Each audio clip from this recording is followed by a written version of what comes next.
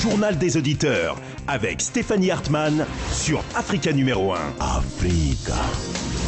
Bonjour à toutes et à tous, j'espère que vous allez bien. Bienvenue dans le journal des auditeurs. L'antenne vous appartient sur la radio africaine. Le JDA, vous le savez, c'est votre émission.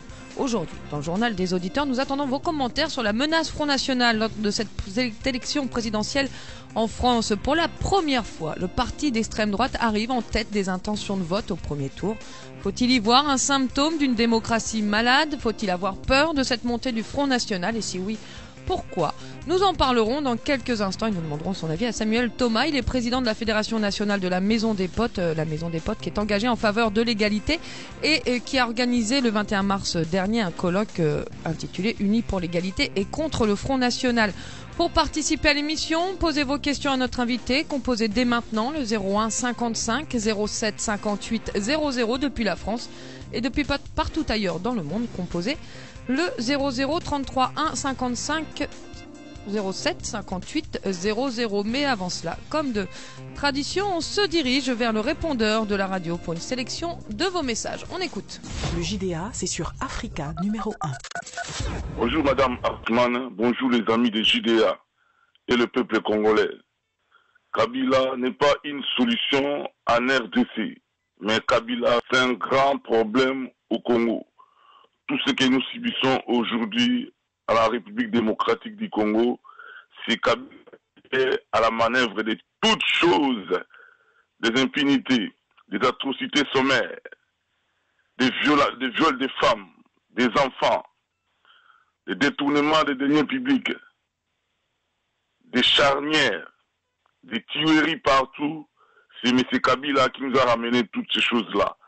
C'est pour cela, peuple congolais, peuple uni, le Congo est indivisible que nous sommes.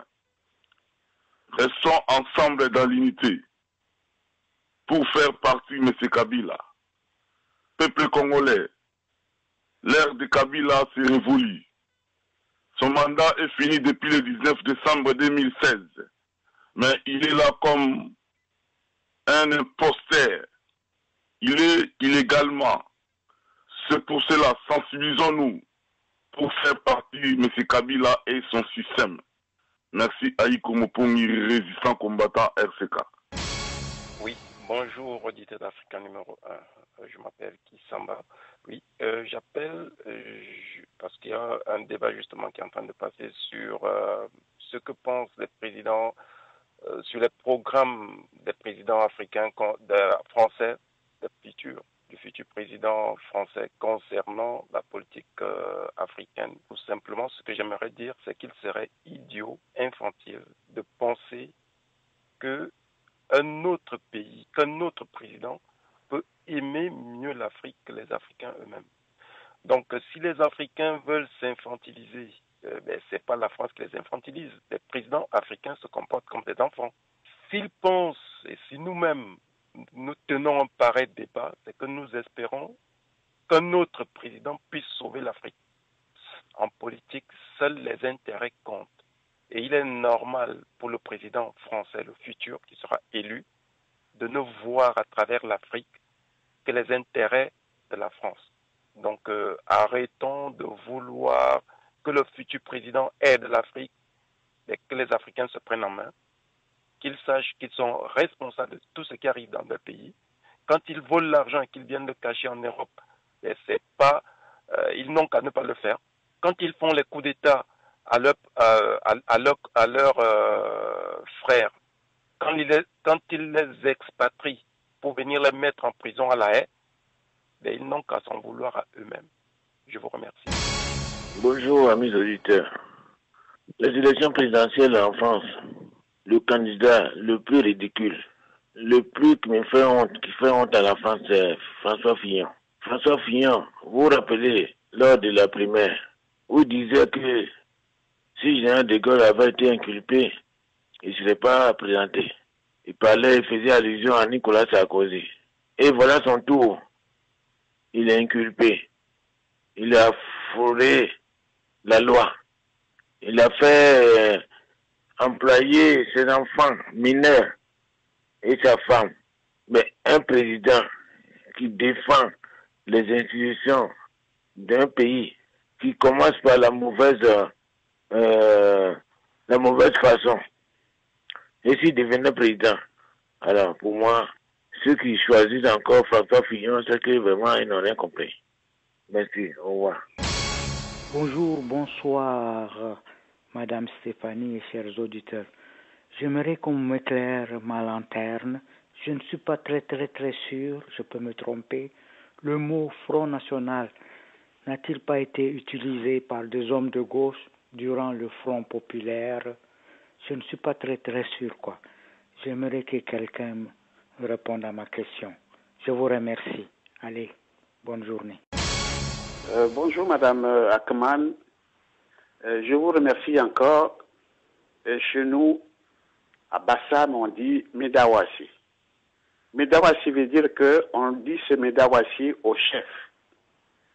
Donc là, de tout ce que vous faites pour nous, c'est pour ça que je vous dis merci, encore une fois merci. Bon, je rentre dans le vif du sujet. C'est au sujet des élections, de ce qui se passe actuellement sur ce territoire français où nous vivons. Parce que nos frères et sœurs, il faut qu'ils sachent au moins ce qu'ils disent à propos de la famille Le Pen. Le Pen, moi je trouve personnellement, chacun a sa conviction, il n'est pas raciste. Il n'est pas raciste dans le sens qu'ils défendent la cause réelle de leur peuple, la France. Donc, il ne faut pas déjà attribuer à cette famille plutôt, ils sont racistes. Et les autres alors, quand ils étaient au pouvoir, tous les jours, il y avait des charters qui allaient au Mali, dans les pays francophones. Qu'est-ce qu'ils disent à ce sujet? Donc, il ne faut pas confondre vitesse et précipitation, parce que Le Pen, il est raciste. Il défend la cause de son propre pays. C'est tout ce que j'avais à dire aujourd'hui à mes propres frères et sœurs. Merci encore, amis des JDA, et à bientôt. Bonne journée. Prenez la parole dans le JDA sur Africa numéro 1. Africa. Merci à tous pour vos messages aujourd'hui dans le journal des auditeurs. Vous l'aurez compris, faut-il avoir peur du Front National? Nous en parlons tout de suite avec Samuel Thomas. Il est président de la Fédération nationale de la Maison des Potes. La Maison des Potes qui a organisé le 21 mars dernier une journée, jour de la Journée internationale contre le racisme, un colloque uni pour l'égalité contre le Front National. Samuel Thomas, bonjour. Bonjour. Merci beaucoup d'être avec nous. Alors auparavant, vous avez fait un grand tour d'Île-de-France de l'égalité, ça s'appelle le Grand Paris de l'égalité du 21 février au 21 mars, et vous écrivez sur votre site: les marcheurs des maisons des potes vont à la rencontre des associations, des élus progressistes pour partager des revendications communes pour l'égalité contre le racisme et les discriminations. J'ajoute que par ailleurs, plus d'une centaine d'artistes, de Camélia Jordana à Ayam, ont signé début avril un appel à faire barrage à Marine Le Pen. Ma première question pour entrer dans le sujet sera celle-ci, Samuel Thomas. Pourquoi vous semble-t-il important de se mobiliser contre le Front National?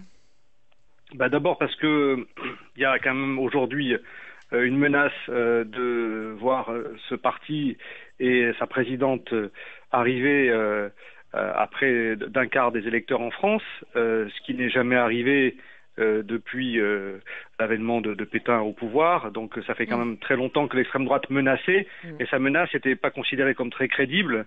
On a toujours combattu l'extrême droite, même quand elle ne faisait que 10%, mais aujourd'hui c'est encore plus grave, elle menace de faire jusqu'à 25% des voix. Et ce parti, au-delà de ce qu'il peut représenter s'il accède au pouvoir, influe sur le reste des partis politiques, et on voit François Fillon de temps en temps reprendre une thèse du Front National, et donc il diffuse des idées nauséabondes, et ces idées sont extrêmement dangereuses pour la société française. La préférence nationale, c'est quelque chose qui est comme si la France décidait que la discrimination devenait légale, et qu'il fallait, d'ailleurs, il propose de supprimer la loi qui sanctionne la discrimination et la parole raciste. Donc la discrimination devient légale. Choisir les gens en fonction de leur nationalité ou de leur origine, ça deviendrait légal avec le parti de Marine Le Pen. Et tout ce que ça implique, c'est ça engendre beaucoup de comportements racistes dans la société, de gens qui se sentent soutenus par le parti Front National, par son score, et qui s'autorisent à commettre des méfaits à caractère raciste, des discriminations, parce qu'ils ont le vent en poupe. Vous avez entendu, je ne sais pas si vous avez entendu les messages de nos auditeurs sur le répondeur de la radio. Oui. On a fait ce sujet aussi parce que effectivement, même chez notre auditoire, le Front National rencontre un certain succès. Il y a par exemple cet auditeur qui dit mais Madame Le Pen n'est pas raciste. Sinon, que dire des précédents gouvernements qui ont eu aussi fait usage des charters. Et il dit Madame Le Pen n'est pas raciste. Elle défend les intérêts de la France. Qu'est-ce que vous répondez à cela, par exemple? Cette personne-là, elle est nationaliste. Peut-être que dans son pays, elle aimerait qu'on fasse la chasse aux étrangers, et que donc, bien sûr que la xénophobie, elle n'a pas de couleur. La haine des étrangers, elle n'a pas de couleur. On peut être africain et être xénophobe et détester les étrangers. D'ailleurs, il y a beaucoup de pays dans lesquels il y a des amitiés du Front National avec des dictateurs ou des chefs d'État dans des pays du Sud qui partagent la même volonté de chasser avec la force militaire si nécessaire les étrangers. Mais ce que propose Marine Le Pen, c'est très clair. Elle dit que elle veut utiliser l'armée pour foutre dehors de la France, pour expulser, pour déporter des centaines de milliers de personnes. C'est pas les quelques charters qui étaient utilisés par les différents gouvernements qui se sont succédés qu'il faut mettre en comparaison. Les différents gouvernements qui se sont succédés, qui ont expulsé du territoire français des personnes qui étaient sans papier, c'est rien du tout à côté de ce que Marine Le Pen propose, puisque c'est pas 30 000 personnes qu'elle veut voir reconduits hors des frontières, c'est des centaines de milliers, voire des millions de personnes. Quand Marine Le Pen dit qu'un étranger qui est au chômage, au-delà de 6 mois, doit quitter le territoire français, ça représente quoi, 1 million de personnes, 2 millions de personnes. Quand Marine Le Pen dit qu'elle va déchoir de la nationalité française tout Français qui a la double nationalité et qui a commis un délit, ça représente des dizaines de milliers ou des centaines de milliers de personnes. Quand Marine Le Pen dit qu'elle veut retirer la nationalité française, tous ceux qui ont une fiche S, ça représente des milliers de personnes, et dès lors qu'elle les a déchus de leur nationalité, elle applique ce qu'elle appelle la double peine, à savoir que dès qu'une personne a une condamnation pénale, il est expulsé du territoire français, en violation des lois sur la famille, qui disent qu'on doit rester avec sa famille, en violation de tout un tas de textes. D'ailleurs, elle prévoit de sortir la France de toutes les conventions de défense des droits de l'homme qui existent, pour pouvoir commettre des méfaits à caractère raciste de grande ampleur. Quand Robert Ménard dit on n'a pas le droit de faire du fichage ethnique, mais c'est pas normal, il faudrait qu'on puisse ficher qui sont les musulmans dans les écoles et pouvoir faire des seuils de tolérance, il n'est pas en désaccord avec Marine Le Pen, c'est la même ligne, à savoir qu'on va identifier les gens selon leurs origines, leur religion, leur couleur, définir quelle est la dose qu'eux ils considèrent comme supportable, et au-delà de cette dose, les gens seront chassés de la ville où ils habitent, de l'école où ils vont. Donc c'est une guerre civile qui est annoncée par Marine Le Pen. Ce que vous dites, vous Samuel Thomas, finalement, c'est que le Front National n'a pas du tout changé. Le Front National de Monsieur Le Pen est le même que celui de Madame Le Pen, et que c'est toujours un parti raciste et xénophobe. Ah, très clairement. Bah, écoutez, son programme, il est même pire que celui de Jean-Marie Le Pen dans sa volonté de pourchasser les enfants d'étrangers, puisque Jean-Marie Le Pen n'avait jamais annoncé qu'il allait rendre l'école payante pour les enfants d'immigrés au chômage. Il n'avait jamais annoncé que quand un étranger n'a pas cotisé assez dans le pays, d'un seul coup, il ne peut plus bénéficier de l'école gratuite. C'est quand même Pétain n'avait pas fait ça. Pétain avait procédé à la rafle des enfants juifs pour leur déportation, ce que Marine Le Pen annonce en filigrane pour les enfants musulmans. Bon, Pétain, ça a abouti à l'extermination des enfants juifs. Marine Le Pen ne propose pas l'extermination des enfants musulmans, mais elle propose que ces gens-là soient déportés dans leur pays d'origine. Bon, si leur pays d'origine est un pays en guerre, comme la Syrie aujourd'hui, elle les condamne à mort. Ou un régime autoritaire comme Djibouti ou l'Érythrée. Samuel Thomas, on va tout de suite passer du côté du standard. Hein. Les auditeurs sont nombreux, ils ont beaucoup de questions à vous poser. Restez à l'écoute. Hein. Je vous lis d'abord ce message. C'est pour donner un peu une tonalité d'un auditeur fréquent sur Facebook, Kabiloté, qui nous dit « Mais pourquoi craindre l'arrivée de Marine Le Pen à l'Élysée ? Ce n'est pas la fin du monde, au contraire, on doit se réjouir. Pour la première fois, une femme a de fortes chances d'être élue présidente de la France. » Et il ajoute « C'est une vraie patriote qui défend bien son pays. Par exemple, Marine Le Pen, la France n'est pas responsable du Veldiv. » On pourra revenir sur cette déclaration justement d'hier qui a fait beaucoup polémique en France, et il y a de quoi. Mais avant cela, on va écouter Alassane. Alassane, bonjour. Allô, Alassane? Ah, Alassane n'est pas là. Bon, alors c'est dommage. On va essayer Monsieur Camara. Monsieur Camara, bonjour. Oui, bonjour. Bonjour, Monsieur Camara. Bonjour, mais moi, je sais pas, les gens, ils sont en train vraiment de s'en prendre pour rien, quoi. C'est-à-dire, il y a un fait, il faut que les gens savent que la langue ne contient pas d'os. C'est la langue qui fait alors, c'est très imagé, Camara, mais faut m'expliciter, là. La langue ne contient pas d'os, c'est-à-dire... C'est-à-dire, quand la même langue qui dit oui peut dire contemporainement non. Si Marine Le Pen dit que il va approcher le ciel à la terre, mais qu'on en a qu'à la laisser le faire. Donc pour vous, le chapelet de mesures discriminatoires que vient de nous rappeler à juste titre Samuel Thomas, pour vous c'est normal, ces discriminations, ça ne vous effraie pas Ça ne m'effraie pas. Tu sais que quand tu dis, il n'y a jamais une unanimité. Quand tu dis quelque chose, ça va plaire à d'autres, ça va déplaire à d'autres personnes. Mais est-ce que Marine Le Pen même se rend compte tous c'est-à-dire les critères qu'elle prend comme propos vis-à-vis des immigrés, que c'est possible? Parce que d'abord, pour envoyer quelqu'un qui n'a pas payé son transport pour venir là, s'il doit retourner là, on doit payer son transport, non? Oui. Est-ce que vous dites, camarade, justement, c'est intéressant, vous dites finalement elle n'a pas les moyens de sa politique, même si elle était élue, elle ne pourrait pas appliquer ce qu'elle dit. Elle ne pourra pas, c'est-à-dire c'est pour les fanatiques des gens qui font semblant d'être contre les immigrés, c'est-à-dire pour approcher ceux-là. Son père qui l'a mis au monde n'a pas pu. Pourquoi c'est elle qui va pouvoir?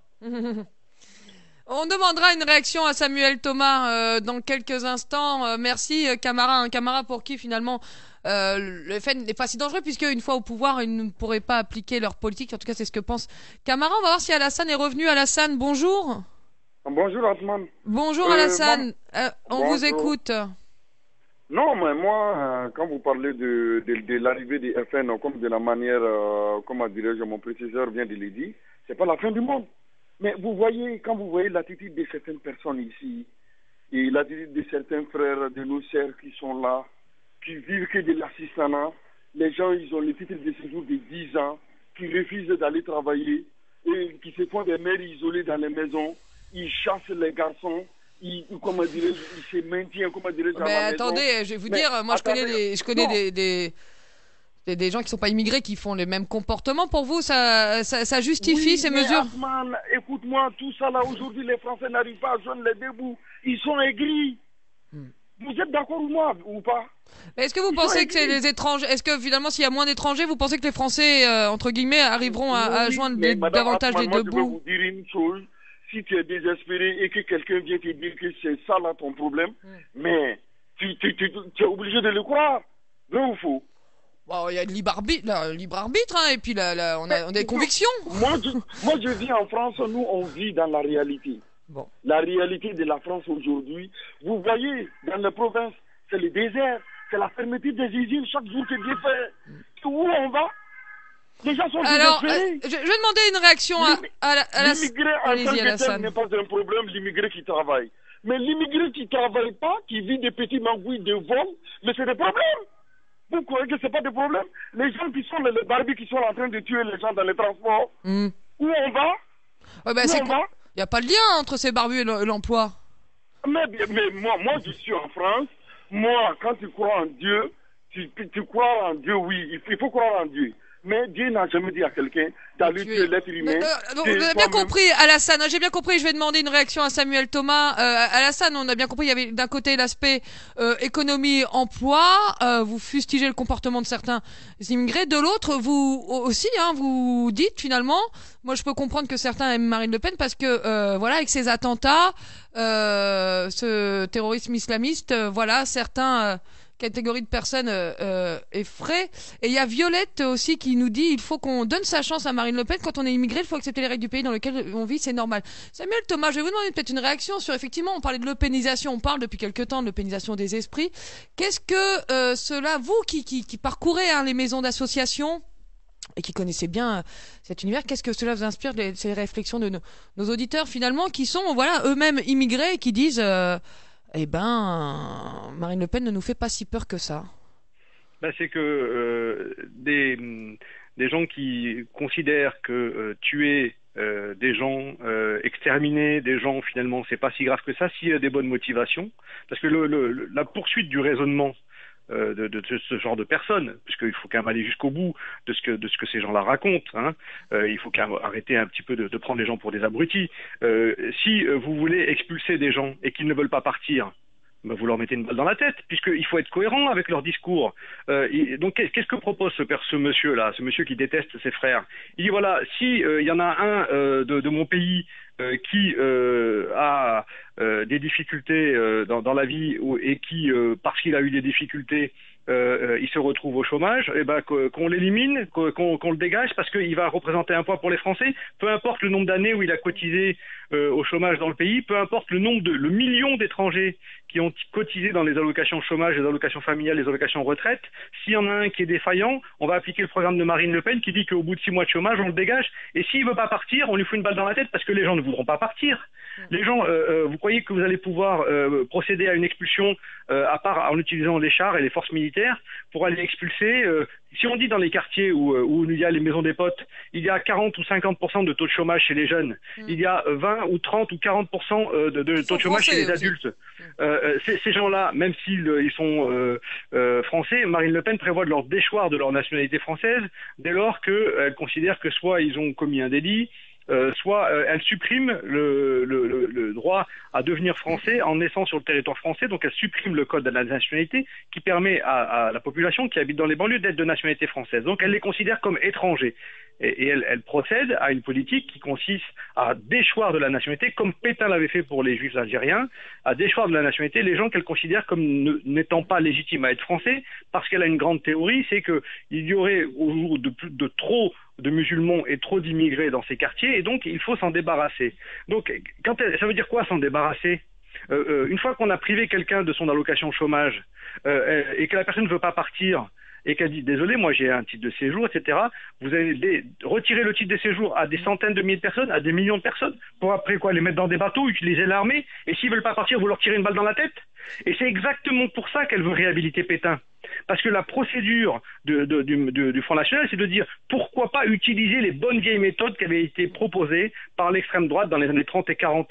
Pourquoi pas les camps? D'ailleurs, la proposition de faire des camps de concentration pour les Roms a été défendue par Paul-Marie Couteau, qui était chef de file du Front National dans le 6e arrondissement de Paris, et que nous avons fait, nous, la Maison des Potes, fait condamner pour avoir dit qu'il voulait des camps de concentration pour les Roms. Mais il y en a beaucoup d'autres qui ont parlé de camps de concentration. Les amis de Marine Le Pen en Tchéquie parlent de camps de concentration pour les Roms aussi.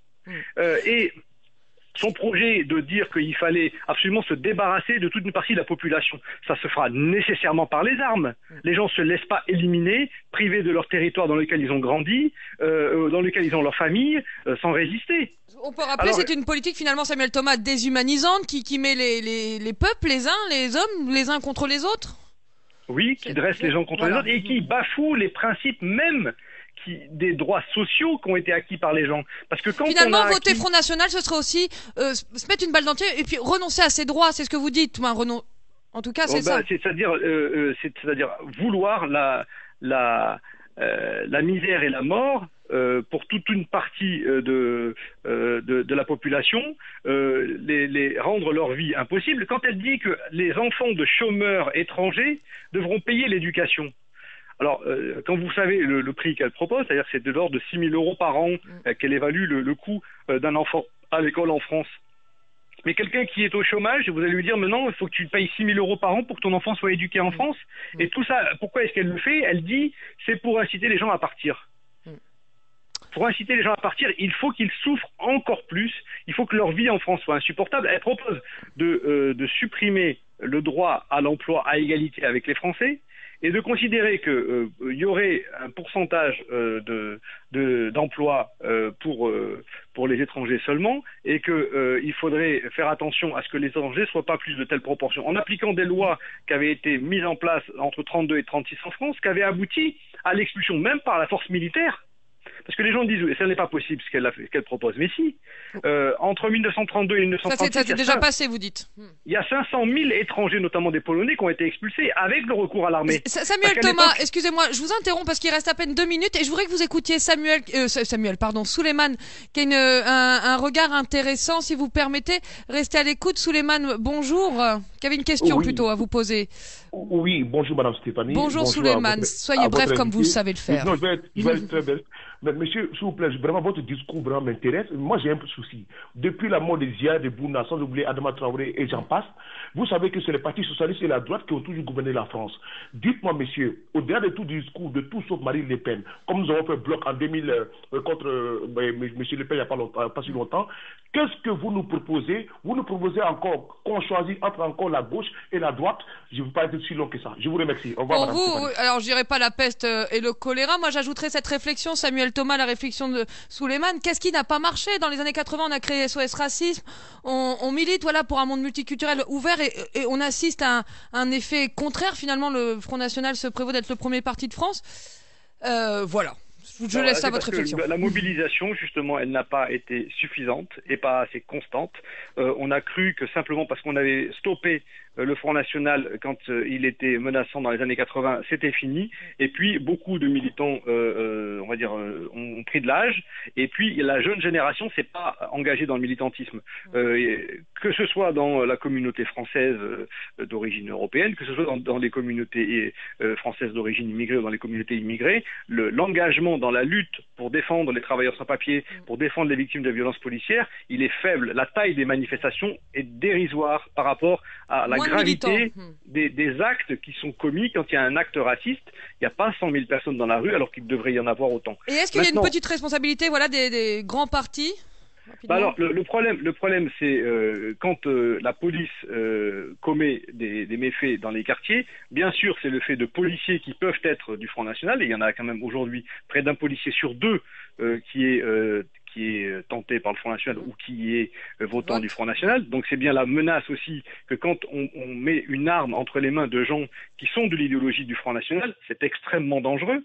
Et ces gens-là doivent être contrôlés. On ne peut pas laisser des policiers du Front National utiliser leurs armes pour pouvoir appliquer leur idéologie.